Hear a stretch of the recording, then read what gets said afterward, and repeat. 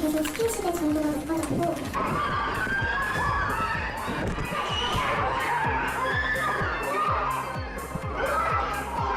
그냥 젊은 애들의 그냥 치정 사건이라고 치정 사건. 치정 사건이 자기가 누구로 한 게 아니잖아요. 무슨 애기 투세라고 그냥 보시면 돼요. 오픈한 내 여자애들이 한 남자를 실망하고 있었던 거라고 이게.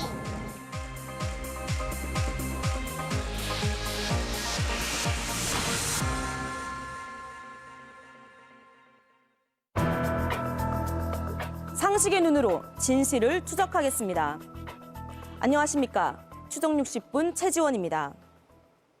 지난 10월 청와대 국민청원 게시판에는 인천의 한 교회 목사를 처벌해달라는 청원글이 올라왔습니다.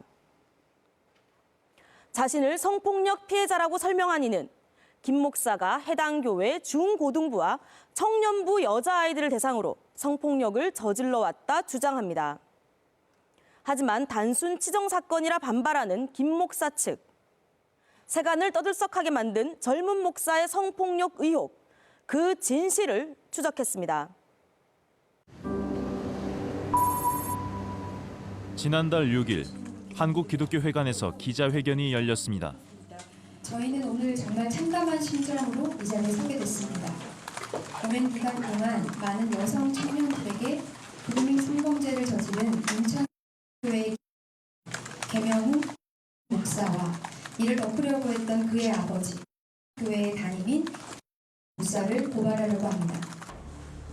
같은 교회에 다녔다는 4명의 여자들, 이들은 모두 자신들이 성폭력 피해자라고 주장합니다.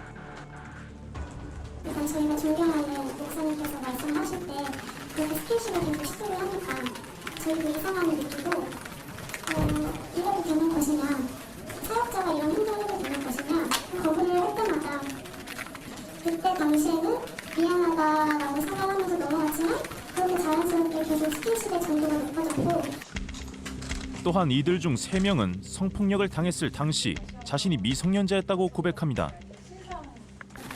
이렇게 어린 사람을 좋아하게 될지 몰랐다. 너를 사랑하고 이런 적은 나는 한 번도 없었고 너에게 사랑이란 감정을 처음 느껴봤고 이런 적은 처음이다. 라는 식으로 4명의 여성이 가해자로 지목한 사람은 35살의 김재환 목사. 인천에서 한 교회를 운영하는 김명식 담임 목사의 아들입니다. 우리는 피해를 주장하는 이들을 직접 만나 자세한 얘기를 들어보기로 했습니다. 수진 씨가 김 목사를 처음 만난 건 2012년 고등학교 1학년 때였다고 합니다. 우리가 일반적으로 생각하는 그런 목회자의 이미지랑 좀 달랐던 것 같아요. 되게 젊고 그러다 보니까 전반적으로 되게 잘 따르고 주변에 좀 사람이 많고 항상 잘 챙겨주고 그런 사람이었어요. 당시 전도사였던 김재환 목사. 그는 누구에게나 친절했지만 언제부턴가 유독 수진 씨에게 더 잘해줬다고 합니다. 제가 혼란스러운 상황에서 집을 나오게 됐고 그 결정을 내릴 때 나는 어른이지만 너가 부모님을 떠나서 사는 게 맞다고 생각한다 라고 분명히 얘기를 했었고 그런 과정들이 다 지켜보고 옆에서 그런 말들을 다 해줬었다 보니까 더 확 이지할 수 있는 그런 어떤 계기가 되었던 것 같아요. 차에 단둘이 남을 때마다 애정 표현을 했다는 김 목사. 시간이 갈수록 김 목사의 신체 접촉은 더 대범해졌다고 합니다. 그때는 전도사 시절이니까 대학원인가 다니고 있었는데 학교에서 갑자기 제가 보고 싶다면서 와요. 그래서 같이 밥을 먹고 차에 앉아있으면 자기의 거기를 만지게 한다든지 그런 식으로. 그 당시 나이가 어떻게 그때가 됐어요? 18살 되었어요. 고2 때. 그러면 집을 나오고 난 그 시점인가요? 네. 집을 나오고 나서 얼마 지나지 않았던 것 같아요. 어린 나이에 독립해 외롭게 살았다는 수진 씨. 김 목사는 그녀에게 여러 통의 편지를 쓰며 마음을 전했다고 합니다. 실제로 13살이나 많은 김 목사가 수진 씨에게 보냈다는 편지에는 그녀를 자신에게 매우 소중한 사람이라 칭합니다.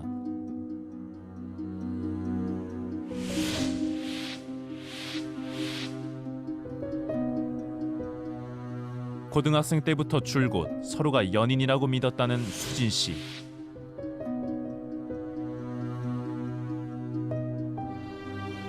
내가 너랑 결혼한다 그러면 너네 엄마가 뭐라고 얘기할까? 약간 그런 식의 말들을, 은근한 그런 말들을 항상 해왔었기 때문에 이 사람이랑 결혼할 수도 있겠다. 약간 그런 생각을 했던 것 같아요. 하지만 당시 김 목사가 특별히 여긴 사람은 수진 씨뿐만이 아니었다고 합니다. 보경이 어머니 역시 김 목사가 딸을 지극히 챙겼다고 주장합니다. 생일 선물에서부터 고등학교 졸업할 때도 와줬으니까 뭐 제가 또 식사를 내고 대학교 입학했을 때도 자기가 뭐 이불을 기숙사 침대 이불을 선물한다 그러면서 우리가 시간이 안 되면 태우고 자기 차로 자기를 가주겠다고 너무 그냥 고맙다는 생각을 했고. 그런데 9년 만에 알게 된 사실, 딸이 들려준 이야기는 너무나 충격적이었습니다. 중3 때 이제 졸업을 하면서 그 입술에 이제 그 키스하는 부분도 중학교 졸업하고 고등학교 입학하는 뭐 선물이야, 그렇게 표현했다고 하는 것 같아요. 그리고 전혀 이상한 게 아니야, 그런 식으로. 수위 높은 신체 접촉을 선물이라며 하나씩 딸에게 가르쳤다는 김 목사. 그 후 성관계에 이르렀다고 합니다. 당시 딸의 나이는 고작 16살이었습니다. 말이 안 나오더라고요. 네, 솔직히 말씀드리면 너무 충격적이라 인간의 탈을 쓰고 그럴 수는 없잖아요. 성직자 아닙니까? 나이 차이도 많고 띠동갑이에요. 말도 안 되는 거죠. 4명의 여성들이 주장하는 김 목사의 성폭력 의혹은 사실일까? 그의 입장을 듣기 위해 교회를 찾았습니다.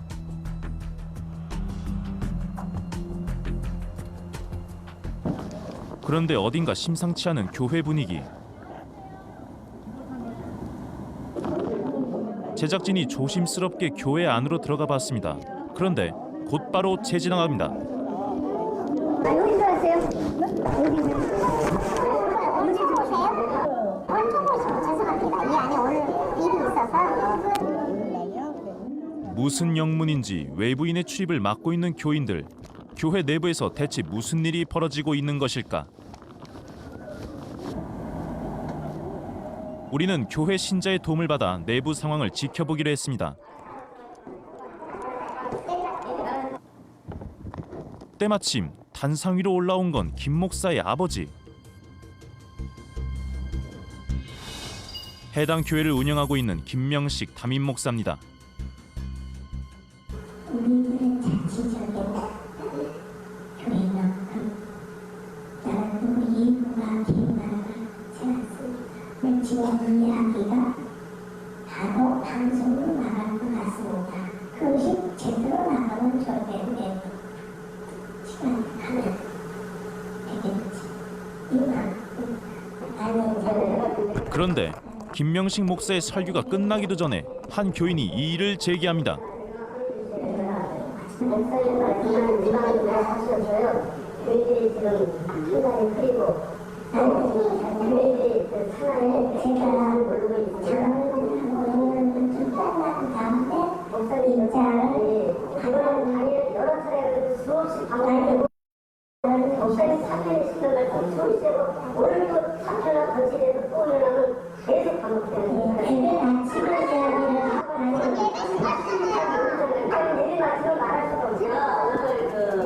진실을 알려달라는 교인들과 그들을 막는 교인들이 부딪히면서 언성이 높아집니다.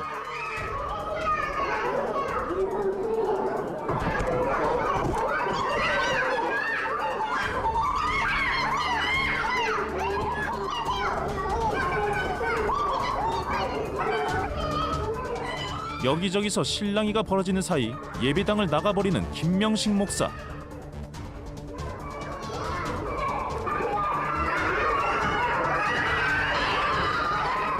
교인들끼리 몸싸움이 벌어지면서 예배당은 순식간에 아수라장이 됐습니다. 곧이어 신고를 받은 경찰차들이 줄지어 도착합니다. 경찰들이 도착한 후에야 싸움은 끝이 났습니다. 우리는 신도들과 현장을 취재 중이던 기자를 통해 싸움이 벌어진 상황에 대해 들을 수 있었습니다. 몸싸움 나고 난리 났고요. 가족분들이 다 와서 고래고래 소리 지르고 뭐 우리 불쌍하다 뭐 우리도 난리치고 뭐 이런 상황이고 지금 이제 장로님들이 하시는 거는 교인들이 실상을 제대로 모르기 때문에 교인들이 좀 알아야 된다라고 해서 그걸 얘기하려고 했던 건데 이거는 예배 시간에 하면 안 될 일이다라고 막아서 이제 막혔고요. 김 목사의 흔적을 발견할 수는 없었습니다. 하지만 마침 교회를 나서던 김 목사의 친척과 만나 그들의 입장을 들을 수 있었습니다. 저 KBS에서 있었어요. 그랬어요? 네. 저희 근무 잘 아시죠? 성폭력성 없습니다. 성폭력이 아니에요? 성폭력 아니에요. 물론 교인의 성추문이죠. 물론 이런 잣대는 있겠지. 그래도 목사가 교회 안에서 그러면 끊임없이 유혹하고 꼬시고 하다못해 저희가 하고 누가 보셨다는 거예요? 예를 들어서 A랑 둘이 부목사랑 연인 관계였단 말이야. 근데 교회 내에서 A를 사귀고 있는데 B의 유혹에 넘어가서 잤다? 사실 부끄럽죠. 그런 학점이 우리에게 있었던 거예요. 이게 이렇게 사회가 막 들썩들썩할 정도로 아니요. 지금 일단 표면상으로 드러난 피해자 5명 이상이잖아요. 5명 이상인 거 어떻게 알아? 없어요? 그렇게 숫자는 아니 A, B입니다. 좋습니다. A, B라고요? 네, 둘이에요, 둘. 그거 자료 있습니다. 그래서 이거는 법적에서 내기 때문에 저희가 지금 언론에다가 내게 되면 이들은 또 다른 입막음을 할 거기 때문에 또 하나 여쭤봐야 돼요? 이게 지금 미성년이었잖아요, 그 당시에. A, B 중에 좋았어 있어. 결혼할 거 있었다라고 지네들이 소문을 낸 거지. 피해자들 얘기하는 것들이 다 믿지 않으시는 거예요. 네, 맞아요. 이렇게 보시면 돼요. 아이돌 그룹 따라다니는 팬이라고 보면 딱 그게 우리도 늘 우려를 했어요. 원래 성향이 친절해요.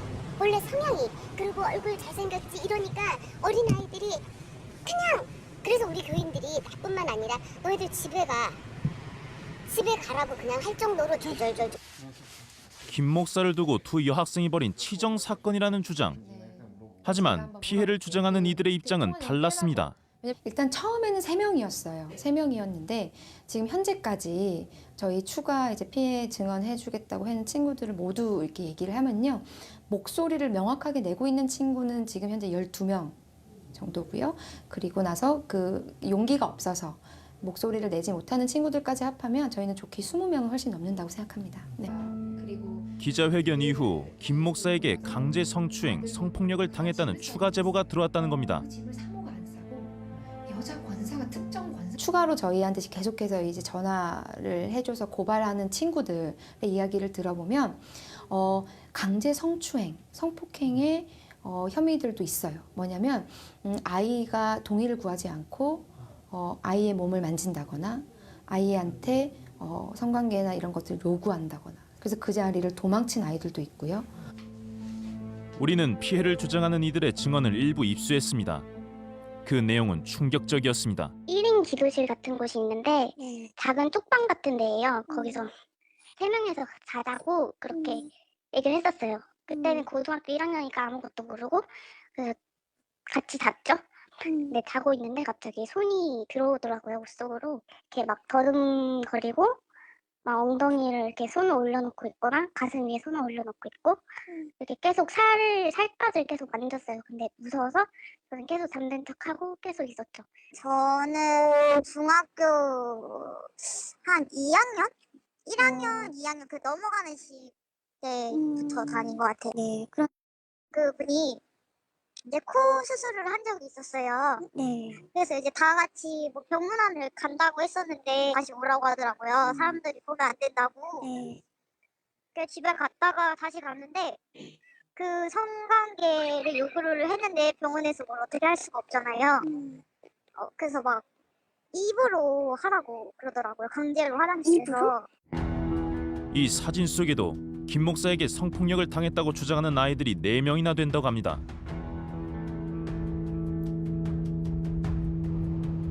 눈덩이처럼 불어난 의혹을 확인하기 위해 김 목사의 집을 찾았습니다. 자신을 향한 성폭력 의혹에 대해 김 목사는 뭐라 답할까 조심스럽게 접근해봤습니다. 계세요? 계십니까? 하지만 집안에선 인기척이 전혀 없습니다. 혹시 이웃들은 최근에 김 목사를 만난 적이 있을까? 혹시 그 옆에 집 밖으로 출입하시는 거 보신 적 있으세요? 요즘에 계속 못 뺐는데요. 혹시 이게 아드님 보신 적 있으세요? 아니요, 그분을 본 적 없어요. 아, 우리는 김 목사의 단골집을 수소문했습니다. 사람을 좀 찾는 여기 알아줄 수 있어요. 단골이라고 하던데. 의사 좀 잘하시는데 교회에서 올 중반 수목이 달렸어요. 요즘에 왠지 좀 된것 같아요. 혹시 이분 기억하세요? 네, 알아요. 자주 오세요? 아니요, 요즘은 안 오고 작년부터 안 왔어요. 우리들은 다 알아요. 우리 청년들은 다 갖추지 않고.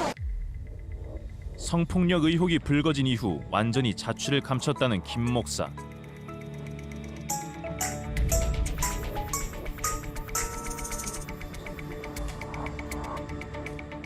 우리는 여러 차례 김 목사에게 인터뷰를 요청했지만 결국 아무런 답변도 듣지 못했습니다.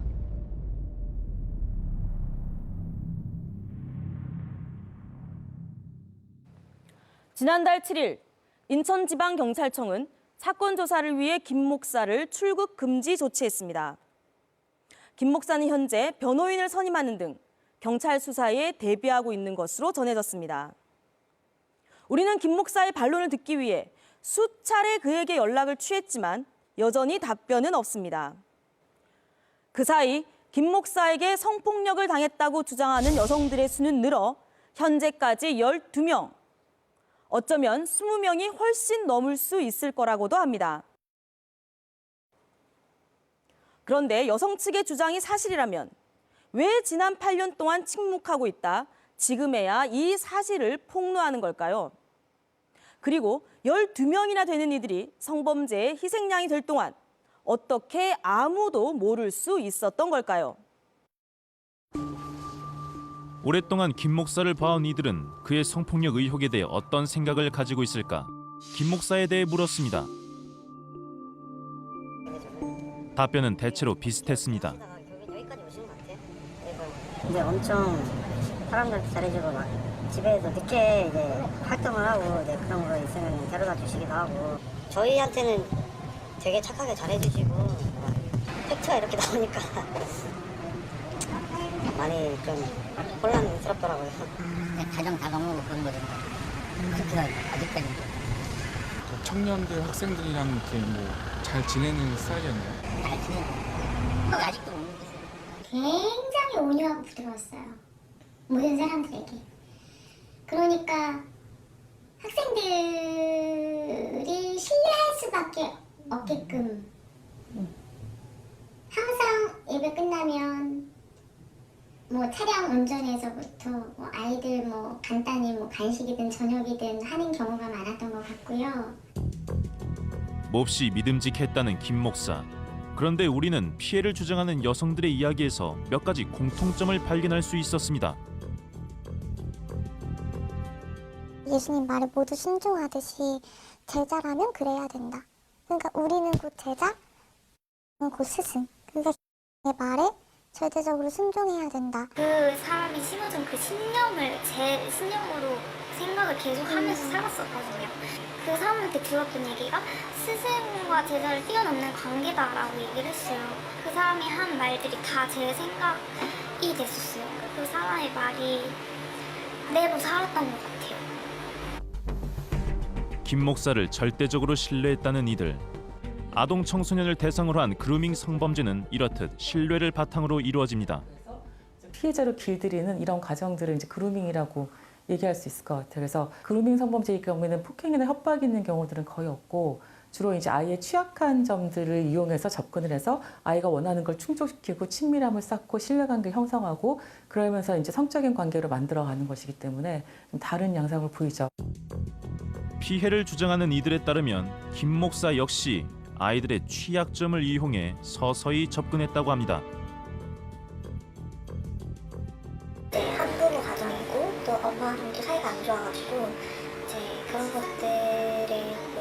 하면서 더 가까워졌던 것 같고 부모님이 따로 살았으니까 항상 했던 말이 이제 뭐 자기가 내 부모다 너무나 그런 얘기들을 수도 없이 많이 하고 저도 이제 가정이 좀 되게 안 좋은 가정이었어서 사실 집에 뭐 가족들이 의지가 되고 이런 환경이 아니었거든요.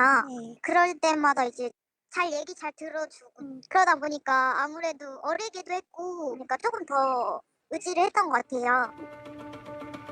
신뢰를 쌓은 이후엔 끊임없는 애정 표현으로 자신들이 특별한 관계임을 세뇌시켰다는 김 목사. 동시에 수위 높은 신체 접촉이 시작됐다고 합니다. 사랑이란 감정도 너로 인해서 처음 느껴봤고 정말 결혼을 해서 다른 사람들이 봤을 때 정말 최고의 뭐 사모, 뭐 최고의 그런 행복한 사람으로 만들어주겠다. 난 너를 좋아한다. 부모보다 부모 다음으로 나는 너를 가장 사랑한다. 이렇게 얘기를 많이 했었고 아이들에게 항상 의지가 돼주었다는 김 목사. 피해자들은 그의 성관계 요구를 차마 거절하지 못했다고 합니다. 그 시기에 청소년들이 굉장히 인정받기를 원해요. 내가 다른 사람에게 예쁘게 보이기를, 내가 다른 사람의 내 능력이 인정받기를. 그런데 그걸 아주 절묘하게 노리는 거죠. 정말 단 말 한마디로 그루밍은 시작될 수도 있죠. 예, 너 정말 고생했지? 힘들지? 너 정말 예뻐. 이 말 한마디에 그냥 바로 그루밍이 될 수도 있다는 거예요. 그루밍 성범죄는 마치 사냥꾼처럼 범행 대상을 물색하면서 시작됩니다.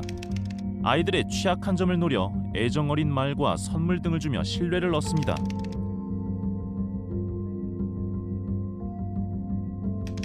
이후 피해자와 따로 만나는 상황을 의도적으로 만들면서 서서히 성적 접촉을 늘려갑니다. 결국 성관계를 맺게 된 피해자는 가해자의 회유와 협박에 피해 사실을 오랫동안 숨기게 됩니다. 논리를 들어보면 나는 항상 사역자의 위치로서 그냥 그렇게 정신적으로 아프고 힘든 아이들을 돌봐주는 사람, 이거를 되게 어필을 많이 했었어요. 뭔가 의문점을 얘기를 할 때마다. 근데 걔가 그렇게 얘기를 하니까 그치 설마 하나님 왜 유지가 있어도 설마 하나님의 이름을 걸고 얘기를 했는데 거짓말이겠어? 나는 목사나 전도사님의 여자로서 그런 성도들한테 하는 여자지만 성도들한테 하는 그런 것들을 질투하면 안 된다 이러면서 은연중에 그게 사모의 덕목이라고 강조를 했었던 것 같고 하지만 우연히 다른 여자와 김 목사가 주고받은 수상한 문자 메시지를 본 후 김 목사를 불러 사자 대면을 하게 되면서 8년간 감춰진 비밀이 드러났다고 합니다. 세 여자들은 그제야 김 목사가 모두에게 같은 방법으로 접근해 만났다는 사실을 깨닫고 분노했다고 합니다. 그때 또 울면서 사과를 하는데 우리는 이걸 그냥 넘길 생각이 없고 너네 아버지한테 알릴 거다. 목사님에 대한 신뢰가 있었던 상태라서 말하면은 제대로 처리를 해줄 거다라는 믿음이 있었어요 그때. 이후 여성들의 대변인은 김 목사와 그의 아버지를 함께 만나 각서까지 썼다고 합니다. 그러고 이해를 해. 그대로 하자. 라고 그런 것 지금 목사님이 여보세요? 보증인이 되시는 거예요? 이름만 써. 내 이름은 안 쓸래. 그냥 보증을 안 하고 어차피 제가 각서 썼으니까. 아니요, 보증인 쓰셔야죠. 보증이를 거기 예, 그냥 아버님이 써주세요 보증인을. 이 5가지를 이행 안 하셨을 경우에 우리의 증거 자료로 이행 다 100%하게 약속드리고 바로 어느 정도 드릴게요. 부모지만 자기가 보증하기 싫다는 게. 당시 이들은 김 목사에게 성상담 치료를 받을 것과 목사직을 완전히 내려놓을 것 등 5가지 요구 조건을 내놨습니다. 김 목사는 이 각서에 사인했습니다. 하지만 그의 아버지는 끝내 보증인이 돼주지 않았습니다. 김 목사는 각서를 쓴 이후에도 약속과는 달리 목사직을 그만두지 않았다고 여성 측은 주장합니다.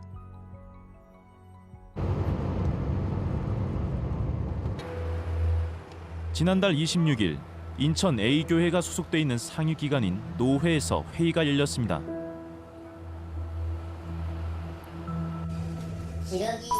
이날은 그루밍 성폭력 의혹을 받고 있는 김 목사에 대한 처분을 논하는 회의가 예정돼 있었습니다.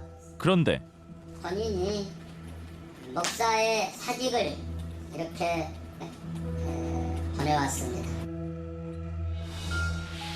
회의 이틀 전 김 목사가 개인적인 이유로 목사직을 사임한다며 사직서를 제출한 겁니다.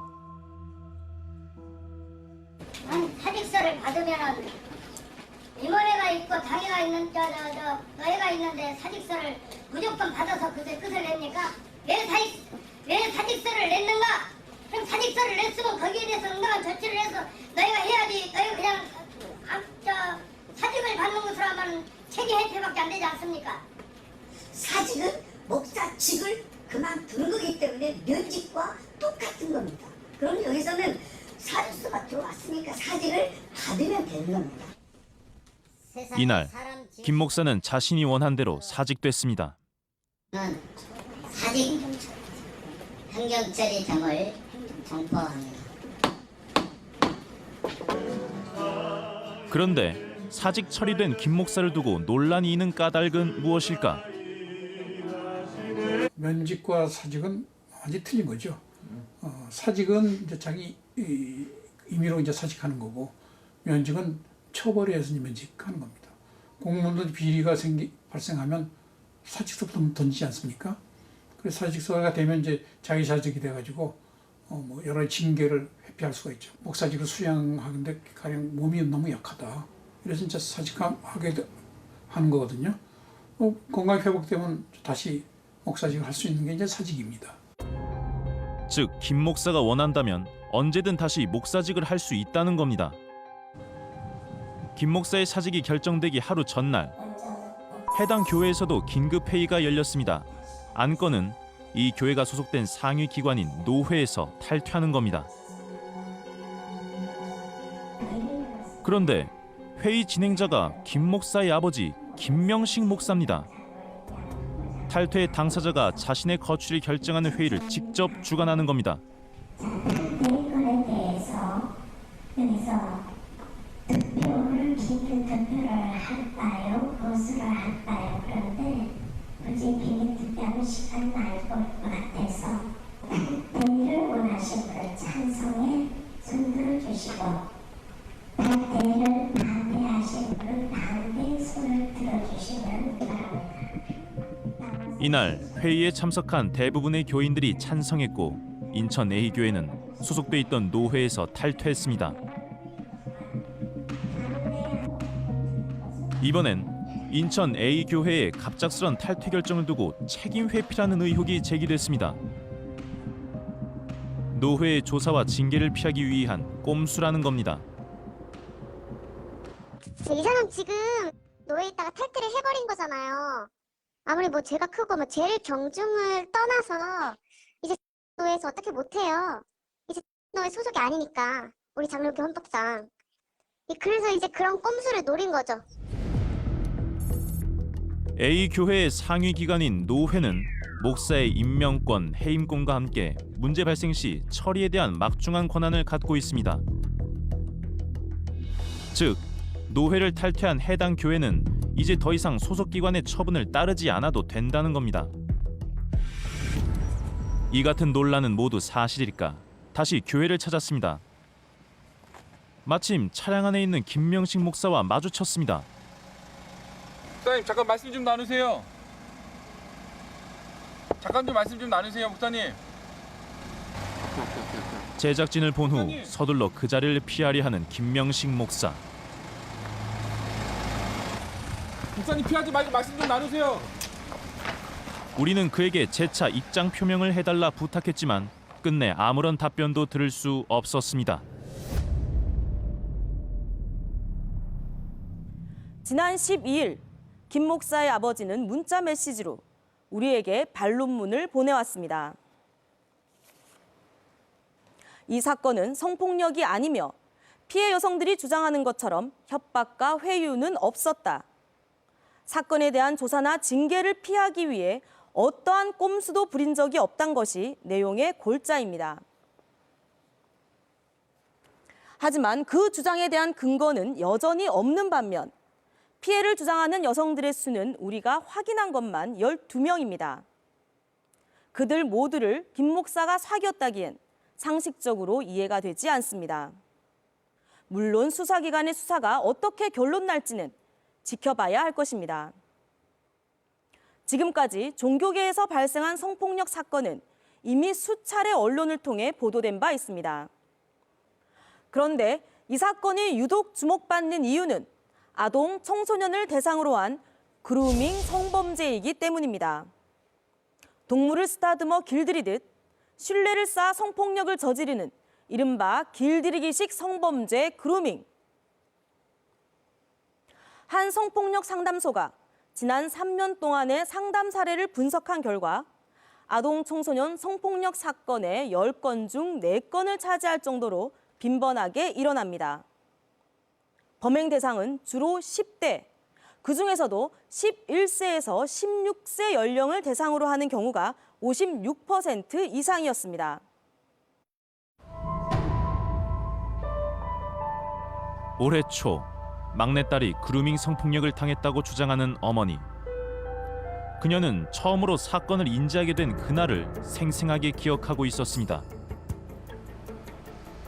아이가 그냥 다루고 되게 그런 거를 정확히 하는 아이예요. 전화를 항상 하고 뭐 끝났어 가 이렇게. 그런데 이제 어느 날부터 얘가 뭔가 센터를 가면 빨리 오지 않고 아이가 센터를 갈 때도 되게 너무 신경을 쓰고 막 이렇게 하니까 뭐지? 이러면서 이제 좀 긴장이 됐었죠. 걱정되는 마음에 아이의 공부가 끝나는 시간에 맞춰 센터에 갔다는 어머니. 마침 선생님과 함께 나오는 아이를 보고 의아했다고 합니다. 의아함이 경악으로 바뀐 건 며칠 뒤 아이와 선생님이 나눈 문자 메시지를 보고 나서였다고 합니다. 아이가 선생님과 호텔에 다녀온 걸 알게 된 것.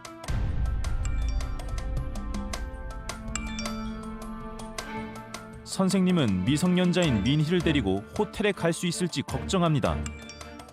아이의 13번째 생일이 지난 직후였습니다.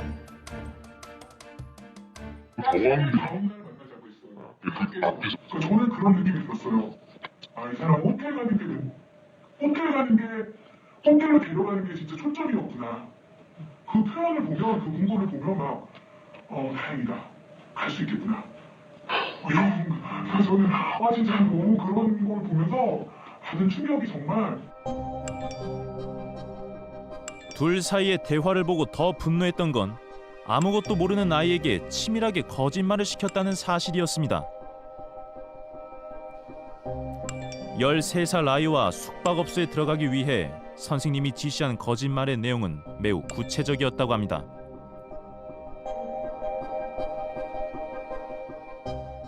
주민등록상에 뭐 이게 없잖아요. 우리가 미성년자잖아요. 그런 거까지도 뭐 이렇게 다 집어갖고 어떻게 그러니까 안 가봤다고 하고 그래도 문제가 되면 뭐 어떻게 하고 그리고 그날 알리바이도 우리 아이한테 친구를 만난다고 엄마 얘기해라. 그리고 친구한테 미리 전화해서 다 해놔라. 확인할 수 있으니까 엄마가 뭐 이런 거까지 하여튼 뭐 이렇게 정말 그런 게 전 나중에 그런 걸 봤을 때 정말 제가 나이 어린 그 24살 된 아이한테 당한 것 같은 느낌이. 충격을 받은 어머니는 곧바로 경찰에 신고했습니다. 하지만 경찰의 반응은 더 황당했다고 합니다. 저는 왜 같이 내려갔는지 경찰이 뭐 엘리베이터 어떤 거 탔냐 어디서 내렸냐 이란이니? 이렇게 치조하듯이 여기야? 저는 막 진짜 지금도 소름이 끼쳐요. 그 상황이. 우리 아이가 받은 그 스트레스와 어려움은 그 수사 과정이 저는 너무 옳지 못하다고 생각해요. 경찰은 수사 과정에서 유독 아이의 13살 나이를 따지기 시작했다고 합니다. 중요한 건 그거예요. 경찰에서 조사하는 동안에 나타난 모든 것들이 그 생일날 다음부터라는 거예요. 문제가 된 행동이. 13세가 딱 생일이 인데 그 문제가 되는 게 그 다음부터인 거예요. 그리고 경찰에서는 그 전에 걸 찾으라는 거예요. 저한테. 우리 아이가 잘못한 거 그냥 13살이라는 거예요. 걔가 뭐라 했어. 왜 13살이란 나이가 그토록 중요했던 걸까? 담당 경찰관에게 물었습니다. 여보세요? 예, 사님 되세요? 네네. 예, 저 안녕하세요. KBS 추정 60분 팀의 노대성 PD라고 합니다. 당시에 그 수사 과정에서 13세 생일 지나기 이전 기록들을 갖다 달라고 하신 이유는 뭔가요? 그거는 법 적용, 모든 가능한 법 적용을 위한 부분인데요. 더 이상 인터뷰 못하겠습니다. 경찰이 언급한 건 형법 305조. 이 법에 따라 13세 미만의 아이들에게 간음 또는 추행을 하게 되면 상대방은 강력한 처벌을 받게 됩니다.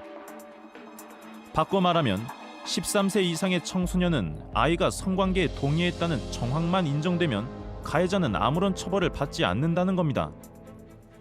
근데 이상하게 성적 자기 결정권에 한해서는 13세만 넘으면 그 미성년자의 결정에 오류가 없다라고 보는 거예요. 그러니까 만 13세부터 18세 사이에 그 아동이 잘못된 결정을 할 수 있는 여지는 굉장히 많잖아요. 질풍노동의 시기이고.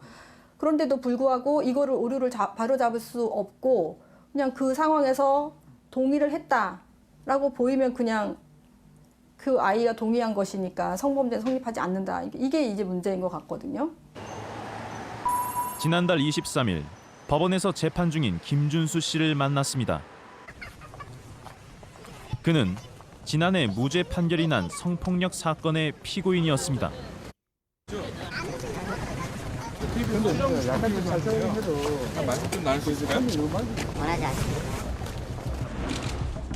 김 씨는 6년 전 자신보다 27살이나 어린 여중생을 성폭행하고 임신시킨 혐의로 기소됐습니다. 당시 여론을 떠들썩하게 했던 충격적인 사건. 이후 재판이 시작됐습니다. 2014년 여중생에 대한 성폭행 혐의가 인정돼 1심에선 징역 12년, 2심에선 징역 9년을 선고받았던 김 씨. 그런데 갑자기 3심에서 예상치 못한 일이 벌어집니다.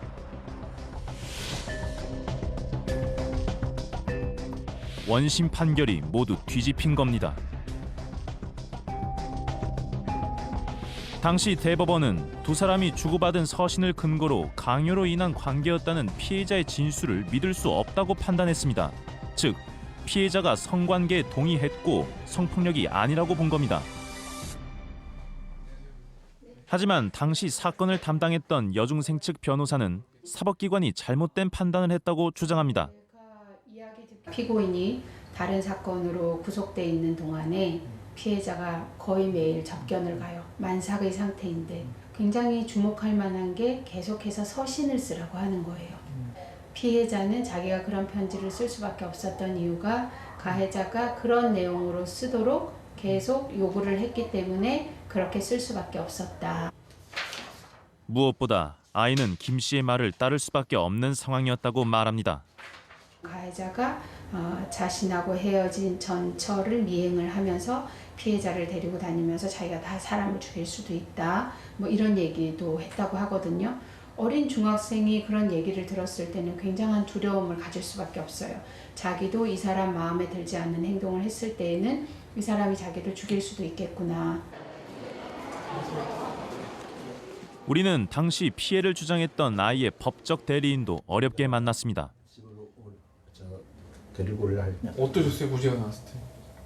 뭐 멍한 느낌이죠. 도저히 어떻게 우리가 잘못 들었나 하는 그런 마음이죠. 잘못 들은 마음 같아가지고 가족분들도 그 당시에 많이 실망하셨을 것 같은데. 실망 정도가 아니라 거의 뭐 초고조금 상태랄까. 그러니까 그 어머니는 참 그때 굉장히 힘들었죠. 무죄 판결의 충격이 채 가시기도 전 날아온 고소장. 김 씨가 피해를 주장했던 여성을 무고죄로 고소한 겁니다. 손해배상 3천만 원을 요구하는 겁니다. 어머니 입장에서는 너무 억울하잖아요. 그 가슴에 당한 일도 엄청나게 깊은데 뭐 말할 수가 없죠. 그러니까 사람을 2번, 3번 죽이는 것 같은. 무고죄에 대한 재판이 있던 날, 우리는 김 씨에게 입장을 물었습니다.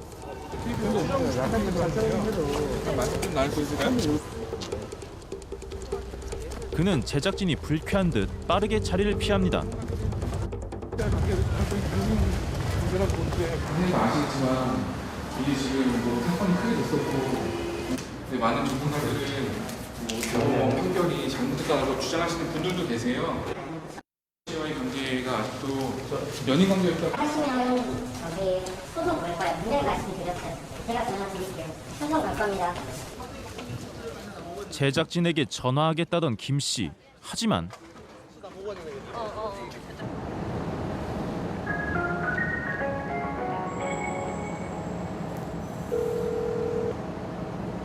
지금은 고객이 전화를 받지 않으니 전화번호를 이후 인터뷰 요청을 모두 거절했습니다. 우리는 당시 사건을 수사 담당했던 검사에게 재판에 대한 소회를 물었습니다. 담당 검사는 서면으로 입장을 밝혀왔습니다. 수사와 재판 때 동시에 느꼈던 두 가지 어려움이 있었습니다. 피의자의 집요하고 이중적인 성격을 재판부에 제대로 알리는 것과 아동 성폭력, 특히 이 사건과 같은 그루밍 성폭력에 대한 특징을 재판부에 이해시키는 것이었습니다.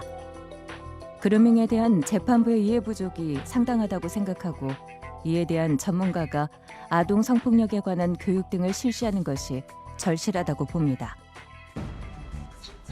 당시 김 씨의 무죄 판결은 사회적으로도 큰 논란이 됐습니다. 많은 시민단체와 시민들이 재판부를 비난하고 나섰습니다. 전문가 역시 당시 재판에 문제가 있었다고 지적합니다. 그루밍 성범죄에 대한 재판부의 이해가 전혀 없었던 겁니다. 싫다고 말하지 못하는 경우들이 있다는 거죠. 이런 관계의 그럴 때는 이 관계의 본질을 들여다봐야 되고 두 사람 사이의 연령 차이, 힘의 차이, 경제적, 사회적 지위의 차이 이런 걸 봐야 되겠죠. 아동 청소년을 대상으로 한 성폭력에 있어서는 너가 왜 싫다는 말을 하지 않았니? 너가 왜 저항하지 않았니? 라고 물을 게 아니라 너가 왜 중학생인 이 아이하고 성관계를 했니? 너는 이 아이하고 성관계를 하기 전에 이 아이에 대해서 너는 어떤 고난을 가지고 있었니? 이걸 물어봐야 되는 거죠. 그리고 잘못돼 있는 거예요. 사랑했다 주장하면 미성년자와 성관계를 해도 무죄가 되는 현실. 여러분은 어떻게 생각하십니까? 대부분의 나라에서는 아동, 청소년의 성을 사는 행위는 물론 성인이 아동, 청소년을 대상으로 성행위를 하는 것 자체를 허용하지 않고 범죄로 취급합니다. 우리나라처럼 13세 이상 청소년을 상대로 성관계를 맺어도 처벌하지 않는 나라는 극히 드뭅니다. OECD 회원국 중에서도 법적 보호 연령이 가장 낮은 수준입니다. 피해자로 보호받지 못하는 13세 이상의 아동, 청소년들은 누구에게 자신들의 억울함을 풀어달라 말할 수 있는 걸까요? 주연 씨는 올해 초 중학교 선생님을 성폭력 혐의로 고소했습니다. 가장 믿었던 사람한테 그렇게 이용당하고 그랬다는 사실 자체가 정말 큰 트라우마로 남아서 어떤 친구든 어떤 친구라도 정상적으로 관계를 맺을 수가 없었어요. 더 이상은 못 참겠다. 이러다 내가 나를 죽이겠구나 라는 생각이 어느 순간 들고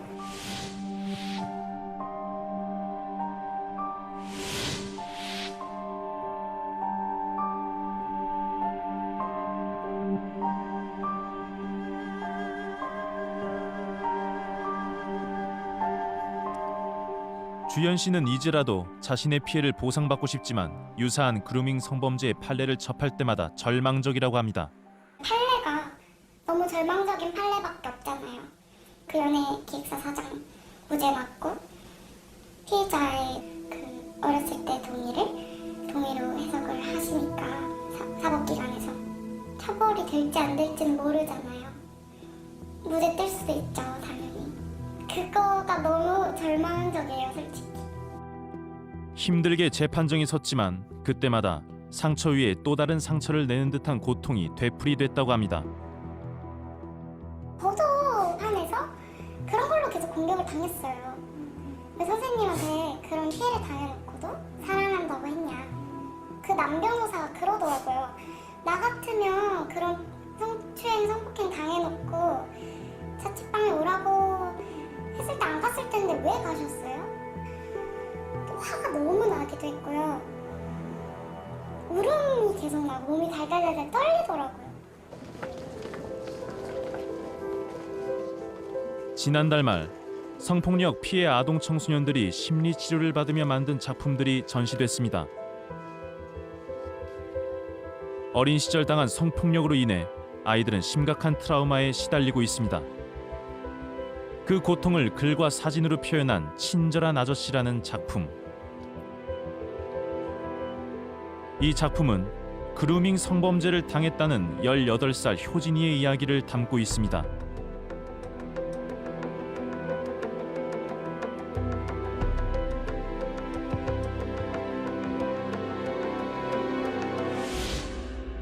이 사건은 재판에서 승소했습니다. 그런데 해당 남성의 혐의가 성폭력이 아닌 성매매입니다. 그 형사님께서 돈을 받았기 때문에 이거는 강간이 아니에요 라고 딱 전제를 깔고 시작을 하셨어요. 결국은 그분의 의사 그대로 검찰에서 따로 수사도 하지 않고 불기소 처분이 났었고요. 결국은 가해자가 나는 그래도 성매수한 부분은 인정을 한다라고 얘기를 했기 때문에 그 부분에 한해서만 기소가 된 거예요. 남자가 그루밍 과정에서 효진이의 환심을 얻기 위해 선물한 것들이 성매매의 대가가 되어버린 겁니다. 피해 아동의 경우에는 옷, 운동화, 용돈 이제 이게 대가를 받았다라고 인정이 된 거예요. 우리 상식에 비춰보면 유인해서 성관계를 맺고 돈까지 주면서 입을 막았어요. 그럼 이게 더 재질이 불량한 거 아닌가요? 전문가들은 형법 305조에 의한 청소년 성보 연령인 13세 미만이 너무 낮다고 지적합니다. 외국의 경우 아동 청소년 성보 연령은 대부분 만 16세에서 만 18세 수준. 13세 미만 아동만 법적으로 보호하는 나라는 일본과 우리나라뿐입니다. 성폭력 사건의 경우엔 13세 이상 아동 청소년들은 법의 보호를 받지 못하는 현실. 대부분의 경우에 그루밍 피해자인 아동들에 대한 사건은 성매매로 인정이 되고 있어서요. 특히 강간으로 고소를 했는데 성매매다라고 판단을 하는 순간 모든 지원이 다 끊겨요. 지난 2012년부터 형법 305조를 개정하기 위한 시도가 계속됐습니다. 아동 청소년의 법적 성보호 연령을 올리기 위해서입니다. 관련 개정안을 발의한 주광덕 의원을 만났습니다. 13세 이상 19세 미만의 청소년에 대해서는 합의에 의해서 성관계가 또 추행이 이루어진 경우에는 전혀 처벌을 하고 있지 않습니다. 어린 청소년들의 성을 보호함으로써 그 청소년의 성에 대한 그 건전하고도 정상적인 발전을 위해서 이 부분에 대한 새로운 처벌 규정이 필요하다 그런 생각을 하게 됐습니다. 개정안은 왜 아직도 통과되지 못하고 있을까? 우리는 법제사법위원회 국회의원들에게 설문지를 보냈습니다. 형법 305조에 13세 미만 아동 청소년 성보 연령이 적정한지, 현재 계류 중인 개정안을 통과시킬 의향이 있는지 물었습니다. 18명의 법제사법위원회 국회의원들에게 설문지를 보내고 일주일 후 6명의 국회의원들에게서 답변서가 도착했습니다. 아동 청소년 성보 연령이 너무 낮다는 것에는 동의하지만 현재 계류 중인 개정안에 대해서는 좀 더 논의가 필요하다고 의견을 밝혔습니다. 답변을 보내지 않은 의원들에게도 다시 의견을 물었습니다. 위원장이어가지고 여기에 좀 의견 개진하는데 조금 제한적이어서 조금 인터뷰는 조금 어렵다고 말씀하시는 것 같아요. 뭐 저희는 그냥 취지는 공감하는데 제가 드릴 수 있는 답변은 좀 더 검토를 해봐야 된다, 고민을 해야 된다. 이게 저희 답변이고. 기본 취지나 이런 거에는 동의하지만 이게 쉽게 입장을 정할 수가 없어서 저희는 그냥 다음에 하는 걸로 하겠습니다. 과연 언제쯤 형법 305조의 개정이 이루어질 수 있을까? 그래서 저는 이제 의제강간 그 나이 기준을 좀 상향해야 될 필요가 있다 이렇게 생각하고요. 저는 그 가해자의 처벌 또한 굉장히 강화해야 된다 이렇게 생각하고 있습니다. 굉장히 낮죠. 너무 낮죠, 그죠?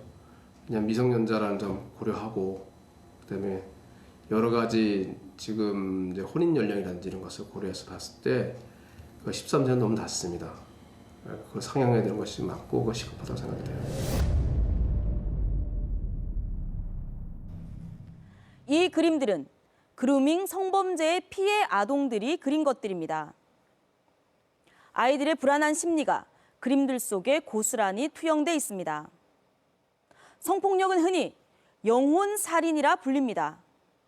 즉, 죽어야만 잊을 수 있는 고통이란 겁니다. 아이들의 경우 그 상처는 더 오래 평생 동안 고통스럽게 지속됩니다. 국회에서도 법적 보호 연령을 현행 13세 미만에서 16세 미만으로 상향, 형법 305조를 개정하려는 시도가 여러 차례 있었습니다. 하지만 지난 18대 국회에 발의된 개정안은 임기 만료로 폐기, 19대 국회에서도 역시 임기 만료로 폐기, 20대 국회에도 상정됐지만 여전히 계류 중입니다. 추정 60부는 형법 305조를 개정할 의향이 있느냐는 내용의 설문지를 법제사법위원회 국회의원들 총 18명에게 보냈습니다. 그중 7명만이 법 개정에 대한 의지의 목소리를 높였고 상당수가 무관심한 상황입니다. 죄 지은 사람에게 면죄부를 주는 법, 피해자를 인정하지 않는 법이 과연 정당한 법일까요? 앞으로 국회가 어떤 결정을 내릴지 추정 60분이 끝까지 지켜보겠습니다.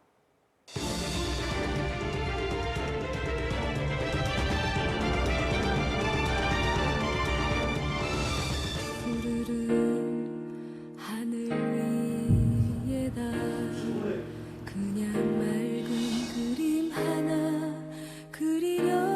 어떻게 죽는 것이 이 문제를 해결할 수 있는가?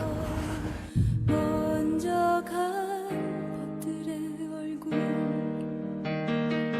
내 눈물에 고인 하늘 눈물로 떨어지면 지워지겠지.